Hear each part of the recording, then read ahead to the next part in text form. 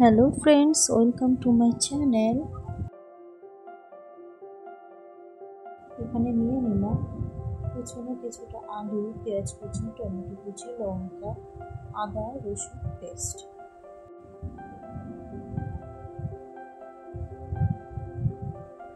তারপর আমি কড়াইতে দিয়ে দিলাম একটু সরষের তেল। এটা একটু গরম হয়ে আসলে আমি সেখানে শুকনো লঙ্কা অ্যাড করব, সাথে একটুখানি গোটা জিরে, একটা এলাচ দিয়ে দিলাম। আপনি পরিমাণ মতো এলাচটাকে দিতে পারেন, আমি এখানে একটাই দিলাম। সাথে একটু তেজপাতা দিয়ে দিলাম। একটু নাড়াচাড়া করে এটা একটুখানি ভাজা ভাজা হবে। তার মধ্যে আমি এখানে অ্যাড করব পেঁয়াজ কুচি।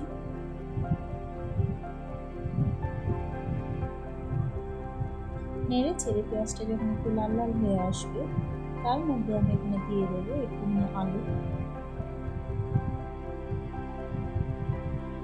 কেটে রাখা আলুটা আমি এখানে দিয়ে এটাকেও কিন্তু আমি ভালোভাবে নেড়ে নিচ্ছি। এটা একটু ভাজা ভাজা হয়ে গেল, এর মধ্যে আমি যে কুচনো কাঁচা লঙ্কা ছিল সেটাকে আমি অ্যাড করে দিই।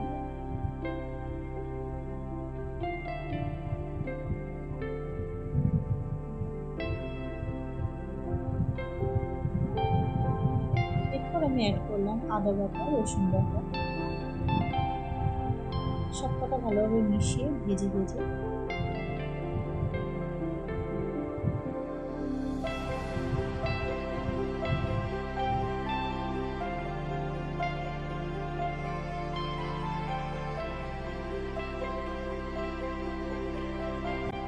কিছুক্ষণ নেড়ে চেড়ে তার মধ্যে আমি স্বাদ মতো নুন, হলুদ, সাথে একটু জিরের গুঁড়ো, ধনের গুঁড়ো, একটু এর সাথে আমি অ্যাড করেছিলাম একটু গরম মশলা গুঁড়ো, কাশ্মীরি লঙ্কার গুঁড়ো। সমস্ত কিছু দিয়ে আমরা এটাকে ভালোভাবে মিশিয়ে নেব। যতক্ষণ না একটু ভাজা ভাজা হয়, এর মধ্যে থেকে তেল ছেড়ে, ততক্ষণ আমরা এই জিনিসটাকে নাড়তে থাকবো। তার মধ্যে আমরা আবার অ্যাড করে দিলাম একটু মাংসের কিমা। এখানে আমি চিকেনের কিমা ইউজ করেছি, আপনারা চাইলে মটন কিমা ইউজ করতে পারেন।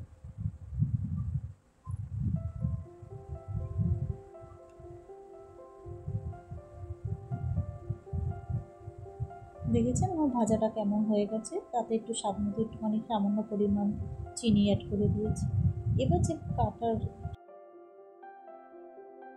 এর মধ্যে আমি কেটে রাখা টমেটোটাও অ্যাড করে দিলাম। টমেটোটা মিশিয়ে সব কিছু ভালোভাবে নেড়ে চেড়ে যতক্ষণ দেখছেন একটু মাখা ভাব না হচ্ছে, আমি ভালোভাবে নাড়তে থাকি।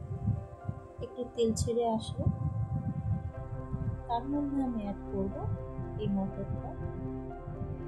এখানে আপনারা দেখে নিচ্ছ মটরটা কতটা সেদ্ধ হয়ে গেছে। আমি কিন্তু এটা আগে সিটি মেরে রেখে দিয়েছিলাম, এটা সেদ্ধ হয়ে এসছে।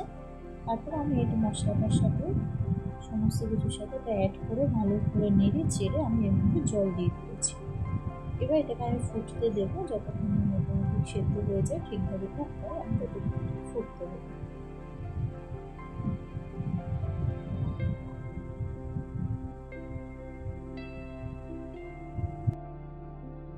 একটু ফুটে আসলে আমি এর মধ্যে আবার একটুখানি গরম মশলা অ্যাড করে দিচ্ছি।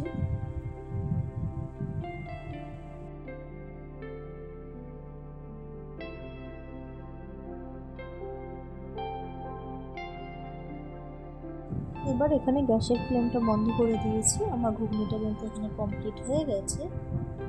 এরপর আমি এটাকে সার্ভ করে নেব, কিন্তু তার আগে আমি আপনাদেরকে একটু দেখিয়ে দিই কেমন হয়েছে।